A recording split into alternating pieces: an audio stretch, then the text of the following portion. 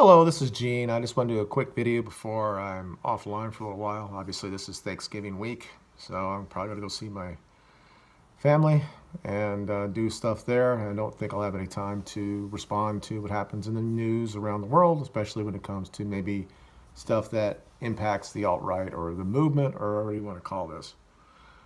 But first, I want to talk about something really quick, and then I'll go into the meat of my presentation today.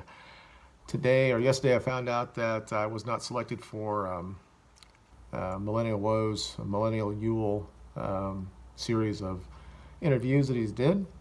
When he first advertised it, I applied as early as possible. I'm sure I was one of the first 10 people to do it. He did say there, on the page it said you had to have a certain select criteria. And I'm assuming the reason why I didn't get picked up is because I didn't have some of what he wants. Apparently he wanted something to have a channel that has production value. And I don't really look at this channel having any production value other than what I have to say about what's going on in the world at this point. I don't script anything. Everything I say is how I feel that day. But normally it's something that I've thought about before I come online. I just don't say it to say it.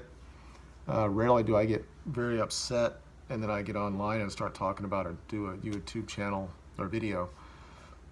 But I'm upset about stuff because it makes it hard for me to do what I have to say when I'm upset. My brain kind of doesn't really work that way. Anyway.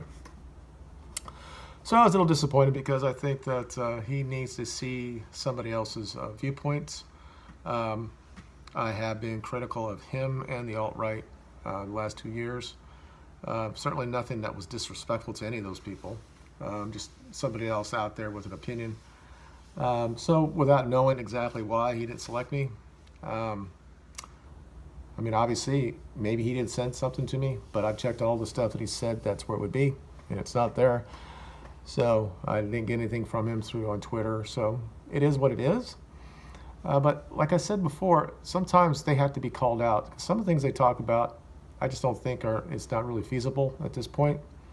Although I continually find myself getting closer and closer to that side of it. I mean, like I said before, you got people that are conservatives over here, somebody like civic nationalists like Trump is. You got people like Mark Collette, Richard Spencer, those guys out there that believe in an ethno-state. And I'm over here, more than I'm over here.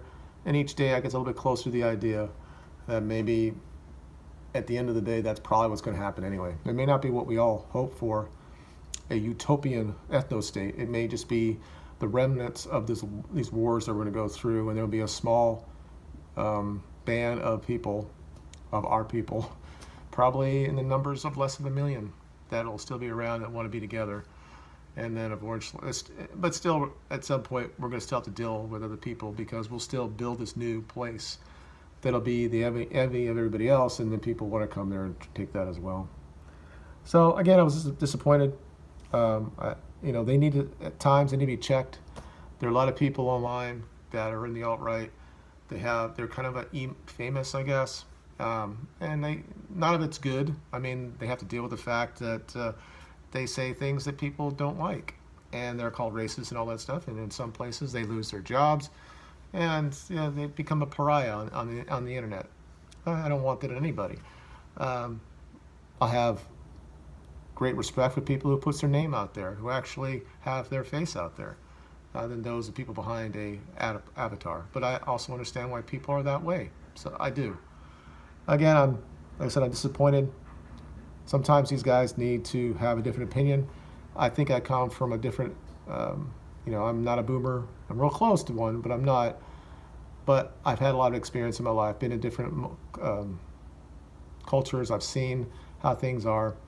And I think that my voice is something that should be heard. And at the end of the day, the people that watch his show, if I ever got a chance to do it, in the chat, they might say I'm a cut for some of the things I believe. That's fine. I'm here just to try to get the right, I want the right result to be for our people. That's basically it. But thinking of all that, I went out for my walk, and I'm trying to lose some weight. I lost about 25 pounds, and I'm feeling a little bit better. But as you get older, your brain or your body just still lets you know that you're older. But every day I usually listen to the same person, and these people are the people that I believe from policy standpoints. As a former Democrat, I still am. I'm still registered as a Democrat. I get this. I don't like the idea that the alt-right is considered alt or as right, because it's not really anything about that. It's about preserving the Western way, our people, that type of stuff. It's not really right or left. But I know that before this midterms came up and all that stuff, everybody's upset about the Democrats. And at this point, they're doing exactly what they are going to do, because they know that the future is what it is. It's our demographics is our destiny. Until we change that, they know that the power they're going to get, they're going to have it. The issue is that on the right, there's nobody that will stand up to them. We had this phoenix in Trump that we thought that we had somebody that might do something, put up the wall, deal with immigration, save off the end of the United States as we all know it, and the Western world as we all know it. But that's not really happened. So I was listening to Andrew Wilkow, and I've called him out a couple times. This is a typical conservative constitutionalist that believes that the Constitution is going to change, or it's going to make everything good, because eventually everybody's going to fall and believe what the Constitution means, that everybody's created equal and all that stuff. Okay. So he's talking about how the Democrats won the House, and they're probably going to win the Senate maybe in 2 years, and they're going to take away all the stuff that Trump did for tax cuts. And I started thinking to myself, that's not going to change anything. People, yeah, it used to be, it's all about the economy. Yeah, but that was in the 80s and the 90s, when it was still a dominated a white country. It's not that anymore, and it will not be during my lifetime if I live to be a certain amount of age. So we're 62% of the population right now. In mass, about 65 or 80 or 70 of us, 65 to 70 of us, that percent vote for the right. But the same amount of percentage, maybe even higher when it comes to Hispanics, vote left. And then the black still vote 90% for the Democratic Party. So all this great stuff about the black exit and all that stuff didn't really do anything in 2 years. And I keep thinking to myself, maybe in another 2 years, there'll be more people waking up. I mean, I was somebody on that side, and I got woken up. So I'm thinking that that'll happen on that side as well. But the issue is that they're only 12 or 13% of the population, and most of them right now can't really vote. A lot of people, I mean, they're trying to change that in Florida, and they did, that felons will be allowed to vote once they go to prison. So will it actually change anything? Or are they going to continually vote for a party that will say, I'll just give you money while you don't do anything? So that value that we have in the West of pull up your bootstraps and all that stuff, it's just kind of lost. Regardless of what color started that, it's something that people should be about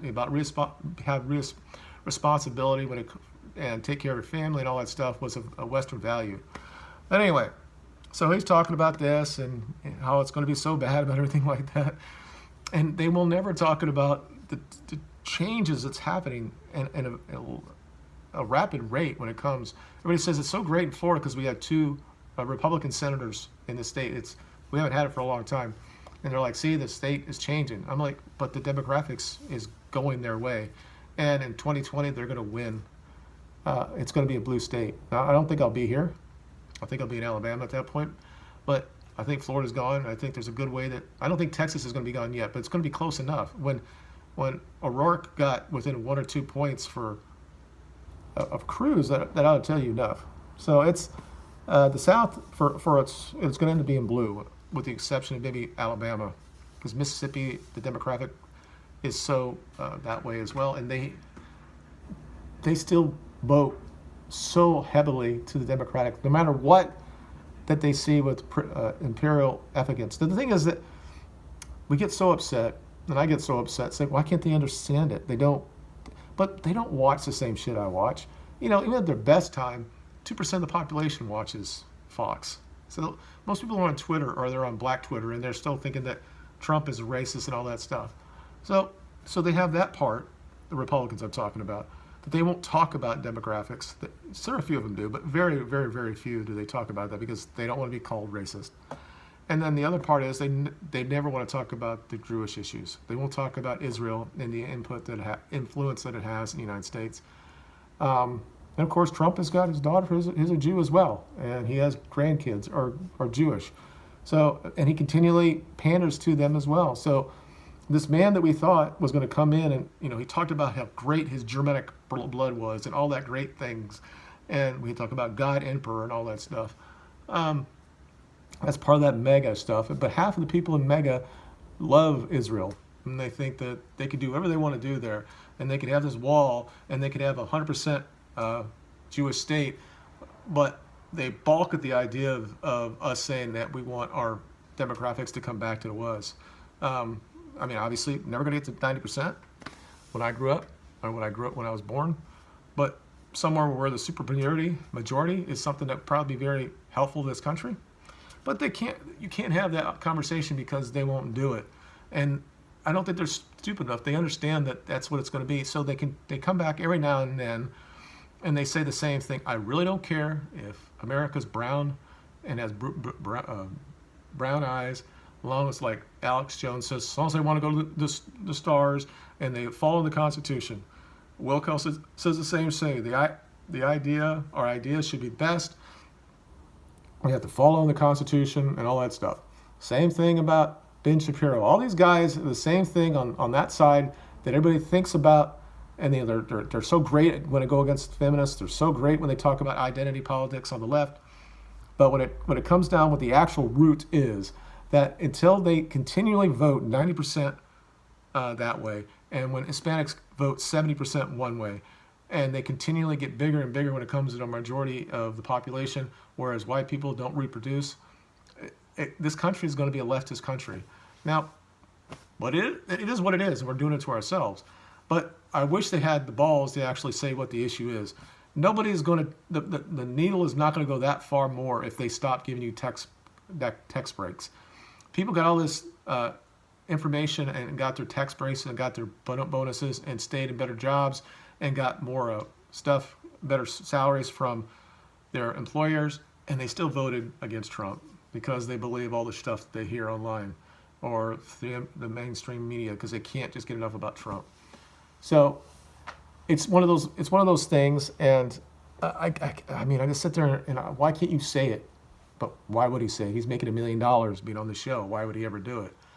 And of course, the people that run those places are normally Jewish people, so it's kind of hard to bite the people to give you the money. So, but I wish they were a bit more honest about it. So basically, that's all I had to talk about. It is what it is. When it comes to being on Millennial Woes thing, I wish that we could have that conversation. Maybe in the future we will. When I move to Alabama next year, maybe I'll have a better area, better production value. Maybe I'll do a little bit more of what I do. But this is what I am. I'm going to come out and say what I have to say. If somebody comes on in the comments or says something to me and says, you know what, look at it this way, and I look at it that way and say, you know what, that might be the better answer, I will listen. The problem with any type of movement, we can't just be locked into the idea that whatever he says, Mark Collette, or whatever Laura Towler, or any of those people on there is 100% right. We should have the core tenets. What I've talked about is that we have to preserve the white race, our people, and the Western civilization. That should be our core tenet. And whatever you want to put in those tenets, if you want to save the white race, you obviously have to reproduce people. You have to talk about family, and you have to just instill it into our kids, and then they continue it on throughout and all that stuff. It's just like no matter what I've heard in the last years about how great this new conservative youth movement is, but they're still being taught by liberal professors and liberal people in secondary organization and primary education, like in grade school. So they're not really conservatives. They're just not. They're like the counterculture. The people that are on the left side, the Antifa and all that stuff, they're like for the man. They're like part of the mainstream. They just think that they're doing something, to stop us fascists. But anyway, you guys have a good Thanksgiving, and unless something crazy happens, I probably won't get back to you until after that. And I have other issues. I have a cancer thing I have to do next week. Hopefully it'll come back clear, and then we'll talk about that. any comments you have, let me know, and I'll respond to them. But other than that, have a great Thanksgiving. I'll see you guys back after that, and we'll talk then. Bye.